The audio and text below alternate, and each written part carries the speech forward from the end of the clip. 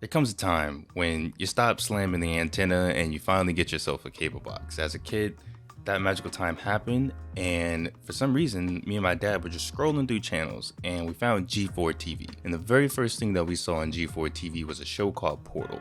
I became obsessed with this show. For those that don't know what Portal is, essentially, this guy, he plays as a pretty much Star Trek Enterprise galactic communicator, I guess, between like different worlds. But the interesting thing about these worlds was all these worlds were MMORPGs. So he would go to Asheron's Call, Ultima Online, Anarchy Online, World of Warcraft, any weird obscure Matrix Online. He would just go to all these weird MMOs and they would have like machinimas, real characters, and they would all have intertwining plots. And it went on for a while. And I remember every time it was on, that in Arena, I would watch it nonstop.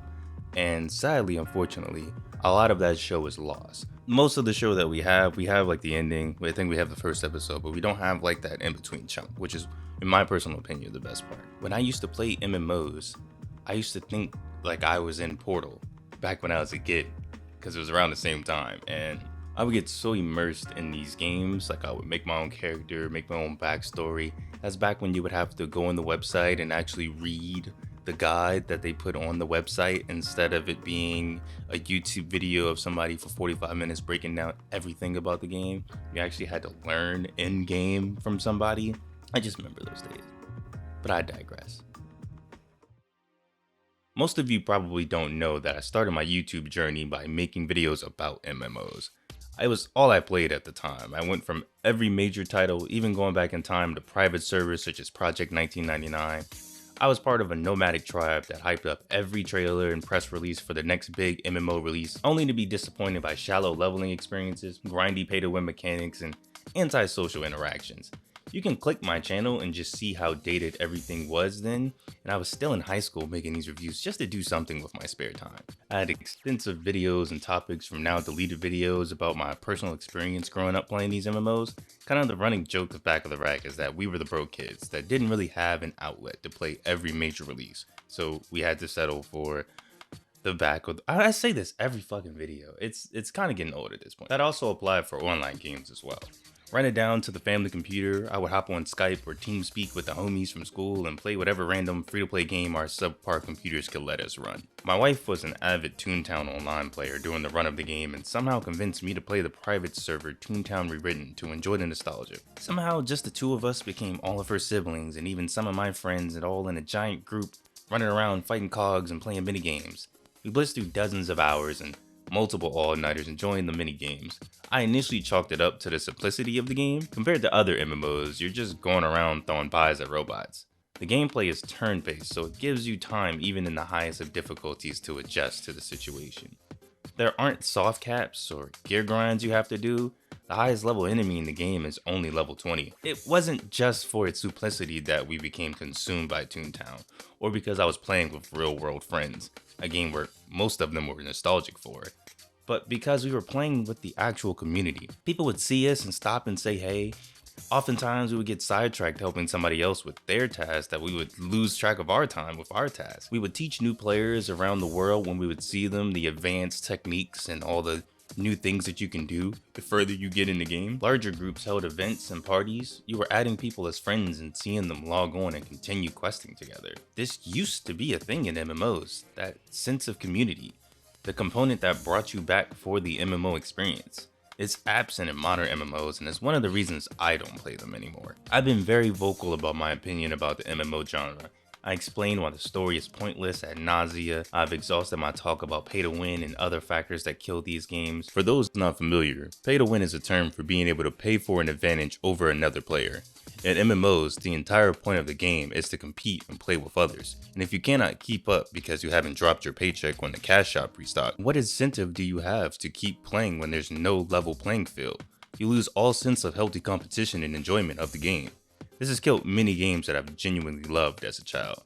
Now if you were to browse the MMORPG subreddit, it's a never-ending circus of, this game's pay to win, what game should I play? Is this game worth it? And going down your favorite subreddit is just a meta in-game circle jerk. Let me not neglect to talk about the key part of the term MMO. That would be the massively multiplayer part. This is the issue I personally have with the genre at this moment. With globalization, there's not really a need to run past somebody and say, hey, Let's party up and make everlasting friendships. Why do that when I can just go to the Destiny Discord and post an ad and have 6 people that can talk and know the mechanics immediately? Why make friends during leveling when you don't even know if those friends will still be playing in a week? Your only social interaction in the MMO is with the most dedicated of players, which for some can be a turnoff. This can also be an allegory of the certain status of my life as an official, no longer young adult. Maybe it's the realization that these games did fill my fantasy of braving an untamable land with the strangers and friends I met along the way, because I was a child. You can give me Smuggler's Run and a honey bun and I would somehow get lifelong memories. Growing up comes with learning the intricacies of life that we don't dwell on as kids. Realizing you're just one small speck of life in an unimaginably vast world. Gaming as a medium has evolved in 15 years since I've started playing MMOs. I can connect instantly with millions of people across the world with the simple press of a button or search of a trending topic. When your search is so vast, you have to filter it down. This leads to these players making these dedicated Discord servers or not talking to people because I'm multitasking while grinding, and most people have busy lives and time is the most valuable currency there is. So why would anyone invest hundreds of hours into an MMO that will be dead in a couple months when I could just go to my local game store and pick up an 8 to 10 hour single player experience and get the same amount of enjoyment? A lot of the main criticisms from the MMO Nomad elders is that these games aren't hardcore enough anymore. They are casual and solo friendly. Players know too much too soon and lose that experience of finding game mechanics and dungeons because they've already watched the 20 videos breaking down the most efficient way to do everything in the game. I can agree with these arguments, but the world around us has changed as well. Fortnite, League of Legends, survival games, live service games like Destiny and The Division. All these games satisfy that same MMO addiction, and 9 out of 10, those old MMO players are playing these games instead of waiting for their Victor Wembanyama MMO to arrive. I hate to break the truth to you guys, but that's never happening again. MMO and the players aren't what they used to be. I used MMOs as an instant messenger back in the day. I was a part of the wave of henahos, as they would call them, or players that created characters just to walk around and socialize. Sitting in my chair in high level dungeons talking with higher level characters as I was running away trying not to get one-shotted while they played essentially tower defense with my lifeless body. It was a very therapeutic option for me when I wasn't at school being bullied for anime or whatever Black nerds tell you they got ostracized for back in the day. I would play these games and talk about anime, life, online nerd culture. It's how I went on to learn frankly too much for my age. Starting this channel and just expunging my childhood experiences with Bendezzer on gaming and life showed me that we are long lost brothers or something. It's a little too similar for my comfort. It's an interesting dichotomy growing up in the early aughts. I'm old enough to remember dial-up, but too young to remember prime MySpace. I can recall blowing cartridges, but I can't remember early subscription MMOs. I guess I'm just coming to the realization that I'm now officially one of the old heads now. Today's kids start out by joining the official Discord of the game they want to join and have instant connections to players without ever needing to press enter or type, hey, they get that experience. We are no longer in the MMO Wild West. They don't have to explore a bunch of other low levels to find the next town and accidentally go to the super high level zone and try to escape. They won't see a higher level player and pretty much beg them to show them the ropes. But maybe I'm old. Maybe I do wish for those days where I didn't have a job or financial responsibilities. Maybe I just want to be a kid again. Create those nostalgic moments once more, but this time hold them closer and deeper. Maybe I enjoy my little swamp hole back alley message boards and chat rooms. Sometimes I just want to go back to that blocky campfire sitting around with online friends talking about school problems in a dungeon.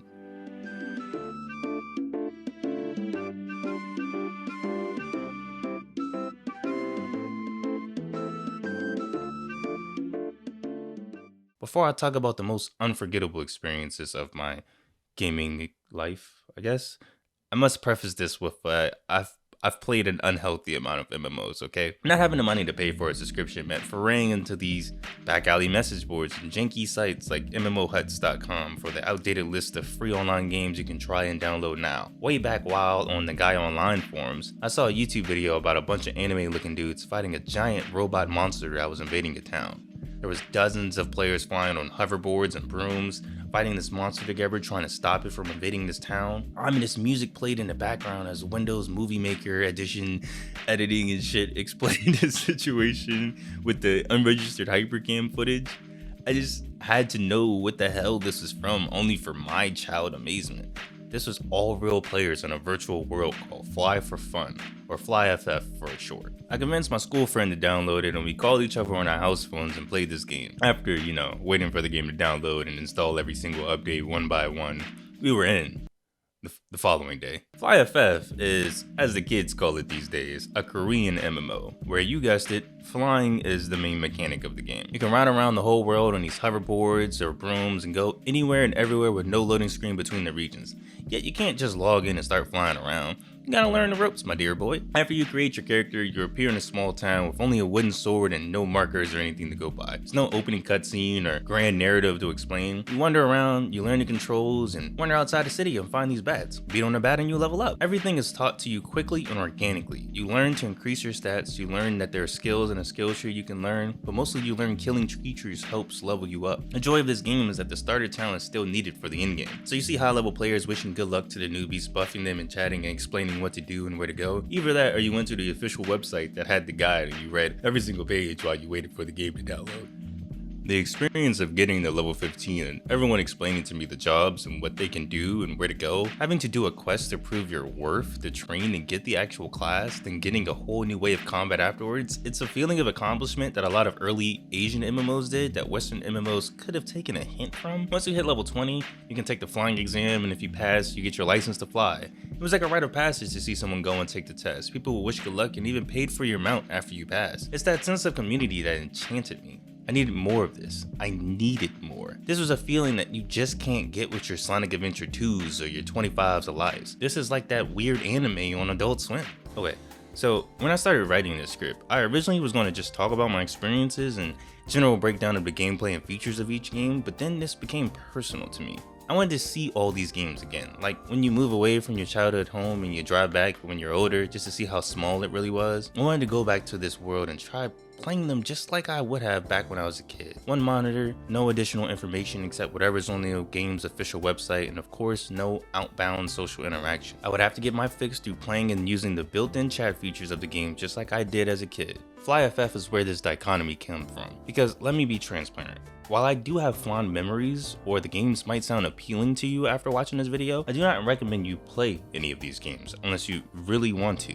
This is not a normal, hey, this is underrated, check this out, or I suggest you play this game kind of video. MMOs are a time sink and require dedication to get the full experience. Whether you think a game is worth your time is subjective, and this doesn't just apply to this MMOs video, but all of our videos. If you think a game is worth the time or even just a moment to experience what it is, that is all for you to decide. We are just here to help put you in awareness of what you could experience. For example, for me, I would not recommend Final Fantasy XIV because I don't like the experience of it and I don't feel it's worth my time. FlyFF is the reason why I have to put this intermission here. The game I played as a 10-year-old is gone. That game does not legally exist anymore. You can only get that experience once again through private servers. FlyFF today is not the same game just 15 years later. FlyFF is now dubbed FlyFF Universe, a cross-platform MMO that doesn't require you to download the game to play and share progress between devices. They didn't even give you an option to download the game at all on PC.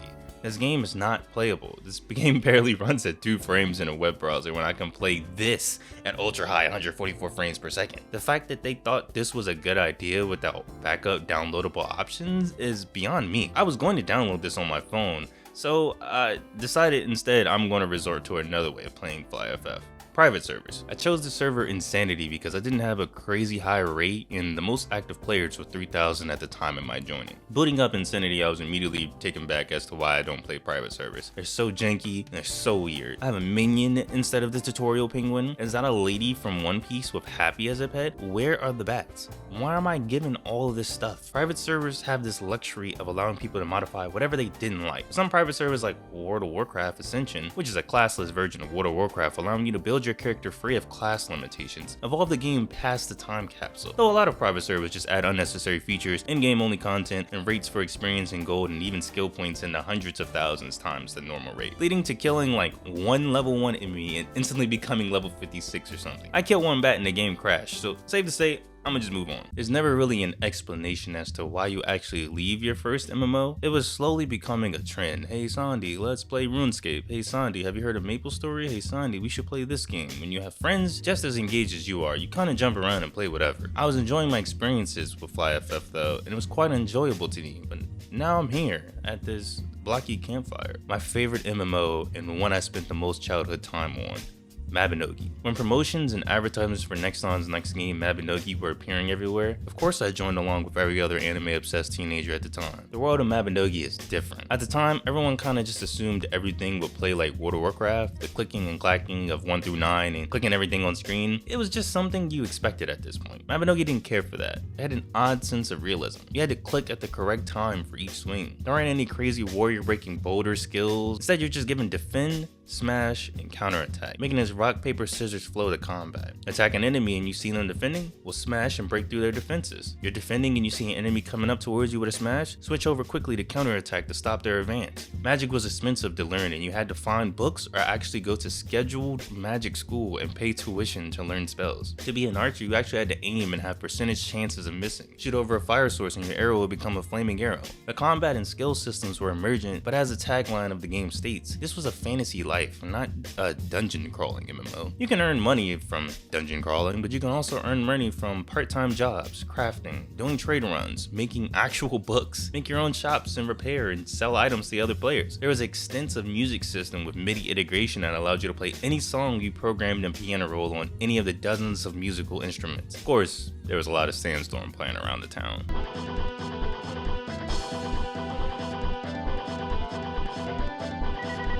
Most of all, this is where this campfire comes into play. The dungeons were randomly generated by dropping any item in the world on a pedestal. Often you would get a group together in town and go run a dungeon and you would have no idea how big or how dangerous it could be. You can use something as insignificant as a broken wooden stick and it would make a 10-floor dungeon with an ogre as a boss. Death was quick and unforgiving. One fuck up in common and even your best fighter can go down by a simple goblin or spider. That trauma of watching your mate get backstabbed by any enemy switching aggro sticks with you. Healing took a long time to recover, so just like in a lot of older MMOs, you would have to sit down and rest. Mabinogi had the genius idea of campfires increasing this healing rate, so a lot of the times you would spend chopping trees to get firewood stockpiles to prepare and sit down as everyone recovered their bars and talked about life. And these conversations were the pillars of my experience. I would talk about Yu-Gi-Oh! Or whatever new Naruto chapter came out that week. We would talk about our crushes at school or what we were all up to when everyone else wasn't around in the game. It made me excited to see people log in because I was excited to see them again, to catch up.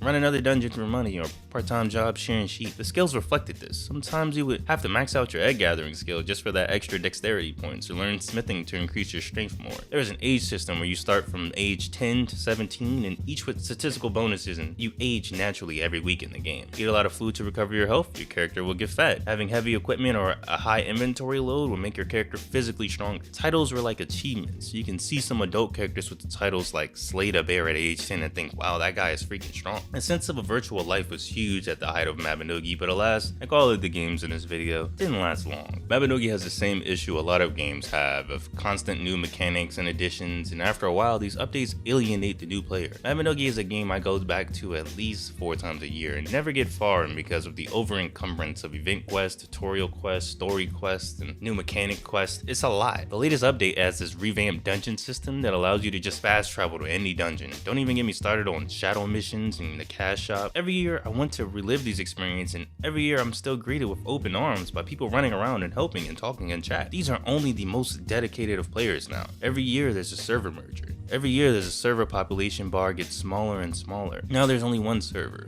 with a low population. Tir Chanal is an empty city. The players hang around Dunbarton and just AFK. I don't know where to go. I don't know what to do, what to see. There aren't any other players to play content with because the only other players left have done all the content. Now this game that I still love and honestly will be my top 2 game of all time is just a barren world with me in this dying campfire.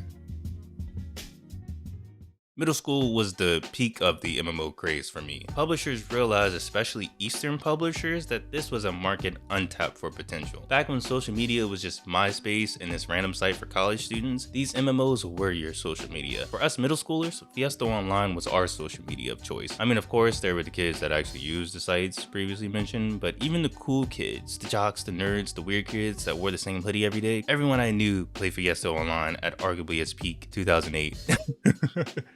Everyone played on the same servers and would see each other's names and help each other out. This was the closest MMOs ever gotten to being one with my personal life. Everyone loved playing with me because no one ever played a cleric but me. I was the guy that everyone wanted when they were farming or grinding. It was like a phase for the kids for some reason I can't describe. Looking back, the game is very rudimentary.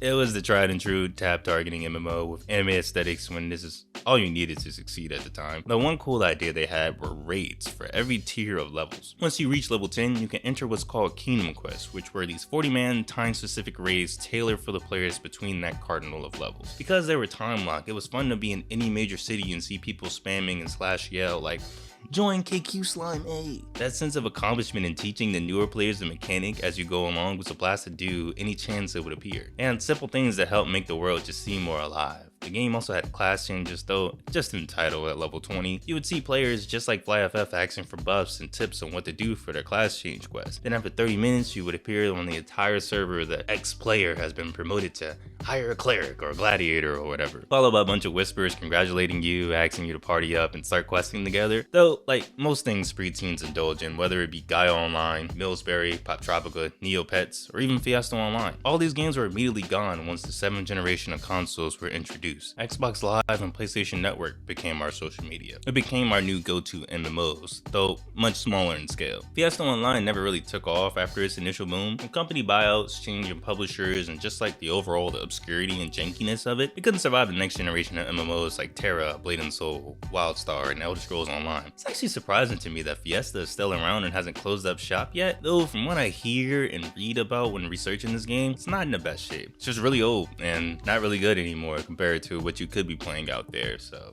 I know this is sounding like a triad into obscure anime MMOs, but trust me, that was like all there was for a time. A lot of obscure non-anime MMOs that I had no idea existed, such as World of Kung Fu, they were tab targeting WoW clones that looked more derivative and gimmicky, with the majority of them having one defining trait like FlyFF's flying mechanic. A lot of MMOs' only way to differentiate themselves were the graphics or what weird mechanic they had that everyone else didn't. You had games like Grand Fantasia that had Tamagotchi style slimes that you raised and evolved to do all the gathering and crafting for you in your own in-game idle game. There's a plethora of 2D side-scrolling or isometric games that tried to do something akin to MapleStory. Some were just horny, or some had action combat. There are some games that would have been killers in today's gaming culture, like Shin Megami Tensei's MMO Imagine or Dynasty Warriors Online. After a while, people started to realize that nobody was stopping World of Warcraft, especially in its peak. So they crafted smaller games that you really actually could see being released now, but 10 years too early. These games were MMO in the sense, but they were either lobby-based, not focused on combat, or weirder, based on classic arcade beat-em-ups. Audition Online was a big game back in the day. It was literally Bust a Groove Online. Being the rhythm gamer here, of course I played it back in the day. Rumble Fighter was another go-to game with the boys. Chibi anime party fighter with tons of game modes and customization options. Often lobbies were filled with up to 8 players in different game modes like King of the Hill, Team Deathmatch, Free For All. You could buy different fighting styles with the in-game currency, and everyone had this like super transformation that also could be swapped out on the fly. It was just zany fun to have. Then there were more competitive looks like S4 League and Guns the Duel. They were huge in Asia, being one of the first esport leagues. They both were fast twitch shooters with crazy movement. You can kill someone with a katana or a shotgun, or even just some random idle magical girl gun. After getting sick of a game, I would browse for hours looking at the different free-to-play MMOs on these curated sites. They just either didn't hit, or I think the idea of playing through essentially the same first 4 hours of a game is not appealing enough for me to stick around instead of continuing to play what I was already playing at the time. We've all done it before. The doom scroll through Steam's shoddy MMO section that could list everything from Let It Die to Yu-Gi-Oh! Master Duel as MMOs. You can click on any of these titles and find someone complaining with thousands of hours and someone raving about this game from their childhood with less than 2 hours played. It's hard, especially with the metrics and options players have now, to decide on an MMO to play that isn't the big dogs. Why would I play this game that might shut down or be pay to win when I can just play the good ones? That's what makes these MMOs obscure. You love them if you play them, and you leave them waiting for more to get good again, or it dies out and gets a fan private server, or you move on to the next game hoping it gets better and longer lasting than the last game you played. With so many people yearning for that next MMO fix, promises from developers start to be made. This game will never be pay to win. This game will only have cosmetics in the cash shop. This game is going to be sub only so that we don't have to do pay to win stuff. It's all the same shit, and it gets more tiring with the flux of Kickstarter MMOs. MMOs like Crowfall that promised a lot with backer tiers up to the hundreds of dollars for pre-alpha access, only for all that money to go down the drain because they shut down the game anyway. I'm one of those people, by the way. Camelot Unchained, Ashes of Creations, both are years away, but feel like they've been saying that since I was in high school. Now it's less that we are getting standard new MMOs every quarter, but more that developers are offering empty promises and decade-long waits for any beta footage. MMOs take a lot of money and a lot of resources and a lot of time to make a successful MMO. They have ups and downs, but the main thing they need to be addressed is the stream of updates. How often do you update or patch? What if the people that like a new feature or don't like a new feature?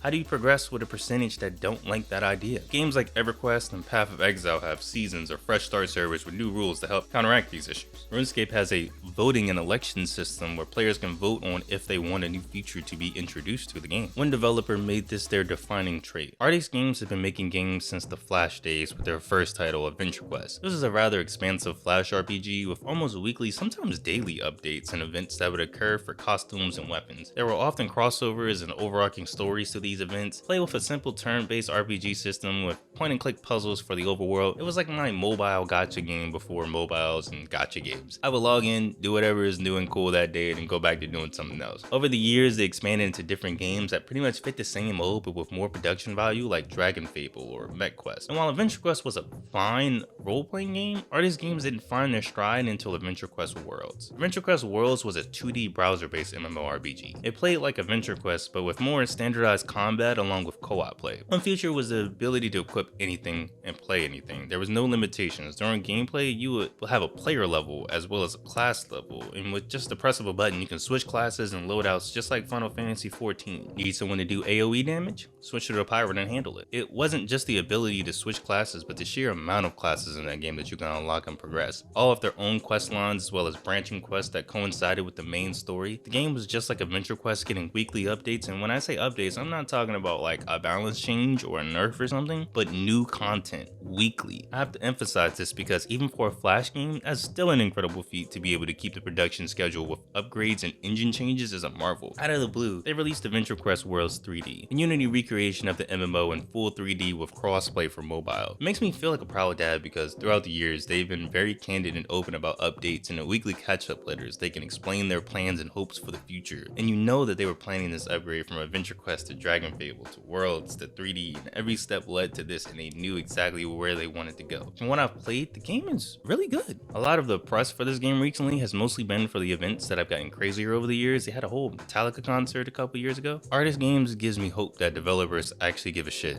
More times than I care to admit, I've paid for early access backer tiers or spent money on cash shops or items that aren't even playable. I was really big in the Kurt spell, even trying to organize tournaments for the game. Then I realized that trying to host a tournament for a game that takes literal weeks to grind for a weapon might not be a good idea. Even if I wanted to play it casually, I tried to log in and all my shit was gone, so I had to restart like a month in. Or the previously mentioned WildStar, I paid for an entire year subscription only for the free-to-play announcement to come a month later, and then for them to shut down the game after that. Can't play WildStar anymore, so that money is wasted on something I can't continue to consume. I paid for Landmark in hopes that playing the tech demo would somehow never get that cool EverQuest video next stuff that we saw. What do I do if I pre-order something and I never get it? That's why I can appreciate Artist Games for being honest and transparent throughout these 20 years of playing their games. Some things you just grow out of.